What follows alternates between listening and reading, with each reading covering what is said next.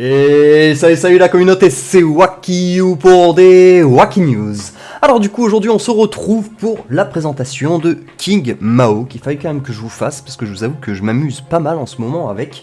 C'est vraiment un héros très intéressant, elle déboîte l'armure tout simplement des adversaires. Donc vraiment elle a son petit pesant, elle va pouvoir remettre je pense un peu plus les attaques physiques sur le devant de la scène, et donc c'est très intéressant. Personnellement je m'amuse beaucoup comme je vous le dis avec King Mao, et donc je me suis dit qu'il fallait quand même que je vous la présente. Donc comme d'habitude on va commencer par passer sur ses talents. Hop. Donc sa première compétence, King Long, invoque l'esprit d'un dragon qui assène 3 coups aux ennemis les plus proches, leur infligeant des dégâts de feu pendant 5 secondes et les repoussant. Alors il y a un petit... Les repoussants, on peut se dire comme ça, c'est pas très utile, ça sert pas à grand chose, puisqu'au final ils vont attaquer de la même manière. C'est pas faux à ce niveau-là. Par contre, il y a quelque chose qui est très intéressant, c'est que par exemple, si on prend un héros comme Arachné qui va aller stun la ligne du fond, et ben si la ligne de devant s'est fait repousser et donc se retrouve sur la ligne du fond, et ben du coup c'est les 5 héros par exemple qui vont être stun. Donc au final cette caractéristique est très intéressante pour les héros qui ciblent par exemple la ligne arrière ou ce genre de choses en tout cas, parce que là du coup tout le monde est réuni sur le même bloc et donc ça va nous permettre vraiment de pouvoir maximiser nos dégâts de zone. Ensuite, on parlera de l'ascension juste après, on a la lance de l'aurore, aveugle les ennemis les plus proches pendant 3 secondes tout en leur infligeant des dégâts. Alors bon, aveugler les ennemis c'est très rentable étant donné qu'ils vont tous rater leurs attaques, c'est quand même bon, une caractéristique qui se vaut bien évidemment. Et en plus de ça, on va pouvoir voir avec l'ascension juste après que c'est à double coup, ce petit talent. Ensuite, on va avoir du coup la griffe du dragon qui inflige des dégâts aux ennemis proches en fonction de leur santé actuelle. Et donc, jusqu'à 21% des PV, donc ça peut faire vraiment d'énormes dégâts. Alors certes, si elle l'active sur un héros qui a quasiment plus de vie, bon bah ça va lui enlever 20%, sachant qu'il a quasiment plus de vie, ça va pas être très intéressant. Par contre, si vous tombez par exemple le tank et qu'elle déclenche son pouvoir juste après sur le héros suivant, alors vous lui enlevez directement 20% de sa santé. Et ça, c'est clairement pas négligeable, je pense, vous êtes tous d'accord.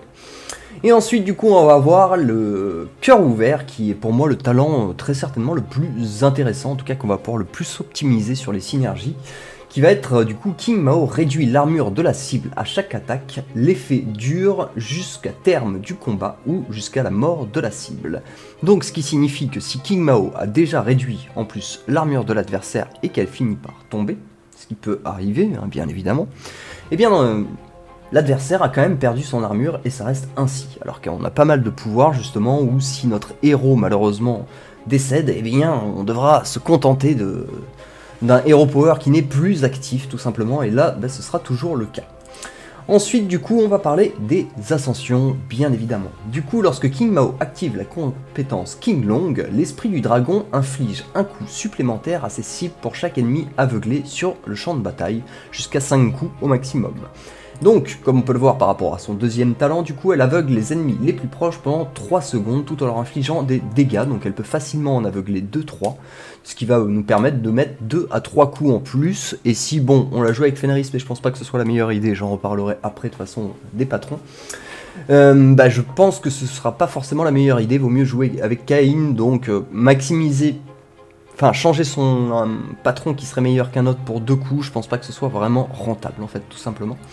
Et ensuite, sa deuxième compétence d'ascension, la compétence à cœur ouvert, diminue en outre les PV max de la cible à hauteur de 100% des dégâts infligés par l'attaque de base. Alors je vous avoue que c'est littéralement incompréhensible je trouve, mais bon. King Mao ne peut pas diminuer les PV max de la cible de plus de 40%. Personnellement, j'ai jamais rien compris à ce que ça voulait dire, à part que du coup, en plus d'affaiblir l'armure en fait tout simplement des adversaires, elle va en plus infliger des dégâts, mais elle ne peut pas diminuer les PV max de la cible de plus de 40%, donc théoriquement elle diminue en plus les PV vraiment, mais ça j'ai jamais vraiment réussi à le capter sur le champ de bataille. Donc pour le moment c'est assez vague, je préfère pas non plus vous dire voilà ça sert à ça, ça marche comme ça, parce que c'est vraiment le seul petit point que j'ai encore un peu énigmatique avec King Mao. Ensuite du coup on va comme d'habitude passer du coup au familier. Donc nous avons Fenris, Caïn et Albus. Alors pour moi c'est très vite réglé. Fenris nous apporte de la pénétration de l'armure et de l'attaque physique, ce qui est quand même très intéressant, on va pas se mentir, vis-à-vis du héros. Caïn nous apporte de l'esquive et de l'attaque physique, ce qui est clairement pour moi le top en tout cas, et Albus nous apporte de l'attaque magique et de l'attaque physique. Donc Albus pour moi il est hors concours parce que déjà il va être bien mieux adapté sur d'autres héros tout simplement. Donc le jeu va se jouer entre Fenris et Cain, et comme je l'ai expliqué légèrement pendant les talents, c'est que Fenris, le seul avantage qu'il va nous donner, certes un petit peu de pénétration d'armure, mais ça c'est pas non plus primordial étant donné qu'elle va exploser l'armure des adversaires. Il va nous donner des aveuglements en plus qui vont nous permettre de mettre 2 coups en plus, et ce qui n'est pas forcément non plus au top. Par contre Cain, si on l'utilise en ligne avant, ça va permettre de charger hyper rapidement et d'exploser tout de suite l'armure de vos adversaires. Et donc c'est très intéressant, et en plus de ça elle gagne quand même en attaque physique, et vu que tous ses talents dépendent de l'attaque physique quasiment, bah c'est quand même très intéressant de pouvoir avoir ce familier qui en plus lui permettra de charger plus facilement son Hero Power. Ensuite, on va rire 2 petites secondes et on va regarder les avis de la communauté sur les exemples d'équipes avec King Mao. Donc du coup, on a pu découvrir un petit peu qu'elle servait à réduire l'armure des adversaires. Et donc, il nous propose une team avec Rufus en tank. Bon, ils auraient pu les foutre dans l'ordre, ça aurait pas... Normalement, ça mange pas de pain, mais bon, on va faire comme si. Ensuite, du coup, on va avoir King Mao, ok, qui va réduire l'armure, du coup, pour que la ligne du fond puisse infliger des dégâts physiques massifs. Du coup, on va trouver Nebula, un excellent choix. Jusqu'ici, tout est plus ou moins cohérent. On augmente les dégâts et ainsi de suite. Puis après, on trouve Heidi. Alors, vous savez, j'adore Heidi. Alors là, vraiment, c'est vraiment un de mes héros préférés. Mais Heidi, il inflige que des dégâts purs. Donc, on s'en contrefout, en fait, tout simplement, de jouer avec King Mao. Ça n'a aucun intérêt. Parce que, pour ceux qui ne sauraient pas, les dégâts purs n'ont aucune interaction vis-à-vis de l'armure ou de la défense magique. C'est tout simplement des dégâts purs, ils sont sur une valeur fixe, ils infligent ces dégâts, point barre. Il n'y a pas de contre là-dessus.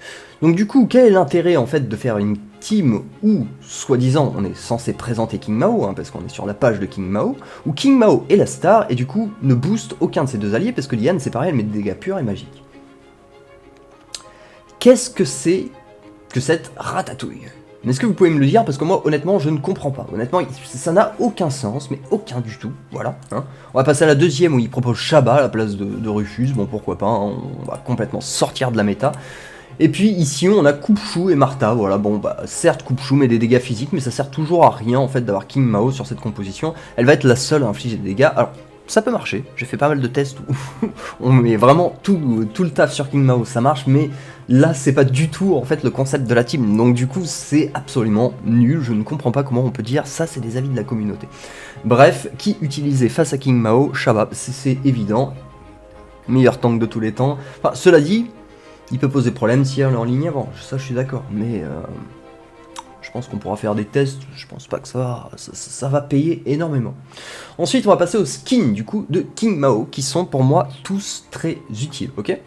L'agilité du coup qui augmente l'attaque physique, étant donné qu'en plus c'est l'agilité, je veux dire sa stat principale, ça va augmenter un peu plus l'attaque physique, et ça augmente également l'armure du coup qui est formidable pour ce genre de héros. Surtout, en tout cas moi personnellement, j'adore le jouer en ligne avant. En tank, comme vous le savez, un petit peu façon Dante, voilà, c'est mon truc. Moi j'aime bien mettre des mecs qui peuvent faire des trucs sympas, et en même temps c'est comme ça qu'elle se joue, tout simplement, c'est je pense la meilleure solution. On peut la cacher derrière Rufus ou un truc dans le genre, j'ai fait quelques tests, ça marche, mais voilà, faites-moi confiance vraiment. En tank, elle est bien. Donc du coup, ce skin est très intéressant. Ensuite, on va avoir le skin du coup du Phoenix, qui est un skin d'esquive, qui est très intéressant également si on la met en ligne avant, parce que contre des teams physiques, bien évidemment, on va avoir besoin de pouvoir esquiver ses attaques, et comme on le sait, avec Cain en plus patronné dessus, ça va nous permettre de gagner beaucoup plus de charge. Donc c'est très intéressant, et le Hero Power de King Mao, faites-moi confiance, il est dévastateur. Vraiment, c'est quelque chose d'incroyable, tout simplement. Et ensuite, du coup, on va trouver le skin printanier qui est sur l'attaque physique, donc très important, comme on l'a souligné juste ici. Du coup, dépend de l'attaque physique, dépend de l'attaque physique, dépend de l'attaque physique. Donc, du coup, bon, on va pas non plus cracher dans la soupe, on va pas se mentir, c'est pas mal du tout comme skin. J'aurais un petit penchant pour le skin par défaut, peut-être en premier, parce qu'il nous ajoute un petit peu aussi d'armure, et il faut savoir une chose, c'est que, elle a un petit problème de faiblesse. Elle va beaucoup mieux, en fait, depuis l'ascension, qui lui a permis de beaucoup se subgrade, justement, sur la petite King, mais avant, elle était beaucoup trop faiblarde, en fait, elle mourait au moindre coup, donc c'était un peu embêtant. C'est pour ça que ça fait 1 an et demi, 2 ans, depuis qu'elle a eu le skin démoniaque aussi, en même temps, Ça a plus ou moins commencé un petit peu à la faire décoller, et bon, maintenant, bah, c'est un monstre, moi, je trouve. Ensuite, du coup, on va avoir la pénétration d'armure sur le skin de Carnaval, qui va être très important, mais, et je mets un mais, si vous utilisez d'autres dégâts derrière, d'autres héros qui infligent des dégâts physiques, ça va pas forcément être primordial. Ce sera à monter, comme je le dis, tous les skins, vraiment, pour moi, de King Mao, sont très importants, mais il va quand même falloir faire de temps en temps des concessions, et je pense par exemple que si vous devez faire un choix, je pense que le skin par défaut est pas mal, le skin du Phoenix. Skin par défaut, Phoenix printanier, honnêtement, je vous avoue que je suis tiraillé sur les deux se valent, hein, honnêtement. Et ensuite, personnellement, le skin du Carnaval, ce sera très certainement un des derniers. La santé, bon, vous me connaissez avec la santé, oui, je suis relou. Bah oui, je suis Wakyu, n'oubliez pas. Je pense que ça fait partie des rares héros, effectivement, qu'on peut utiliser en tank où la santé va être utile. D'accord ? Là, je m'entends très bien, justement, comme je l'ai dit, le problème de King Mao avant, c'est qu'elle ne tenait pas du tout. Là, lui rajouter un petit peu de santé, pour moi, c'est primordial, tout simplement, pour pas qu'elle se prenne une flèche de denté en plein dans le front et qu'elle nous dise bye bye dès le début du combat. Ça va être quand même relativement important. Donc du coup, je pense que ce skin est à monter. Alors, toujours pareil, je dirais toujours la même chose, normalement. Vous me connaissez avec le temps, hein. C'est pourquoi pas faire des tests peu à peu. Pourquoi pas, une fois que vous êtes sur un gros serveur et ainsi de suite, et que vous décidez de monter King Mao, pourquoi pas faire des tests au level 23 contre des teams qui vous posaient problème avant. Si par exemple le skin de santé au level 23 vous permet de survivre face aux attaques, ça peut être ok. Mais après, oubliez pas une chose, c'est que c'est quasiment impossible de résoudre ce calcul en fait. Ça c'était quelque chose qui était bien avant, mais maintenant ça l'est de moins en moins tout simplement parce que quelque chose qui peut être valable dans l'arène ne sera pas forcément valable dans le co, parce que par exemple on va avoir des bonus différents et ainsi de suite, donc du coup c'est très dur d'optimiser parfaitement son skin. Si en tout cas on ne veut pas le monter au max et qu'on veut l'optimiser, il va falloir faire quelques concessions.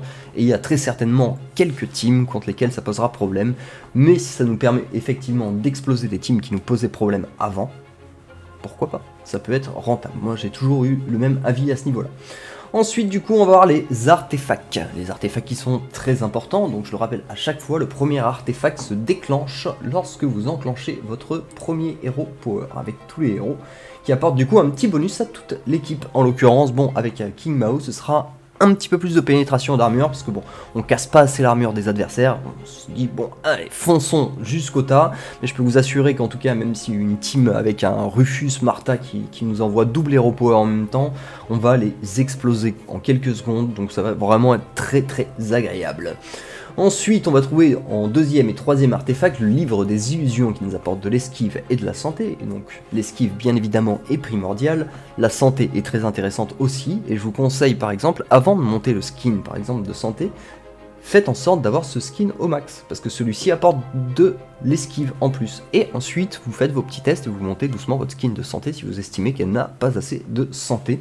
Et l'agilité, bien évidemment, hein, du coup j'en ai déjà parlé, qui rajoute de l'attaque physique, vu que sa stat principale est l'agilité de l'attaque physique en plus, et un petit peu d'armure, qui est une stat primordiale justement à ce niveau-là.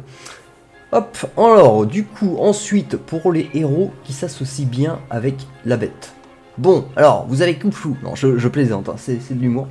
Alors vous avez pas mal de teams qui vont bien se mettre avec. Alors déjà, moi j'adore la mettre avec Sébastien, hein, tout simplement, parce que Sébastien il va créer des dégâts critiques sur toute la team et notamment sur nos alliés. On peut également la favoriser avec Jet aussi pour vraiment maximiser ça.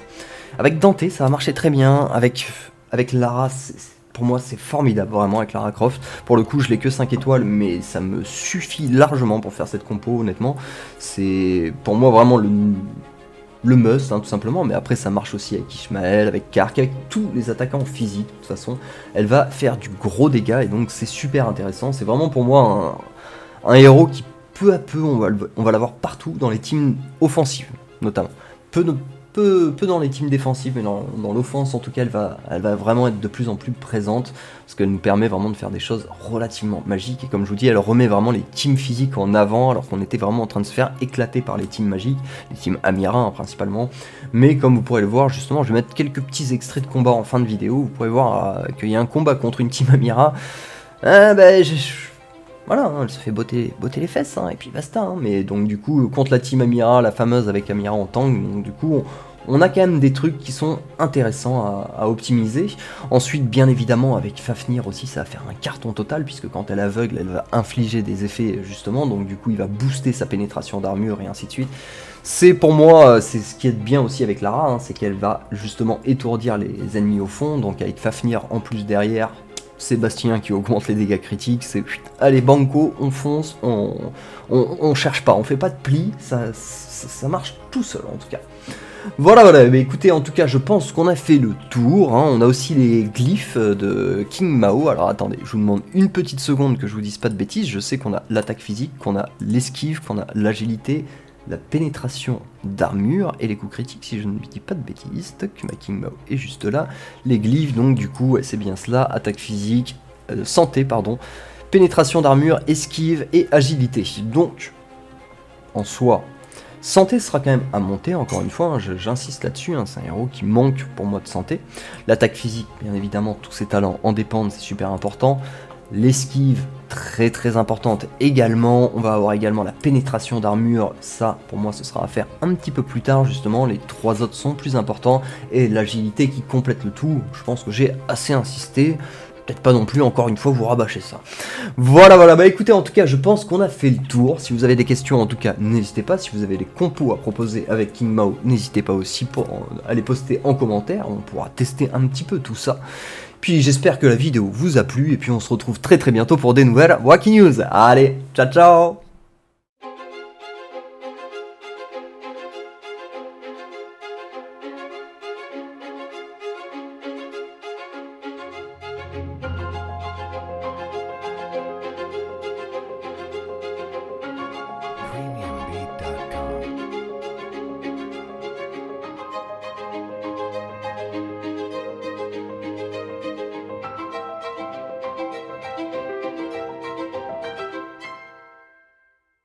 Premiumbeat.com.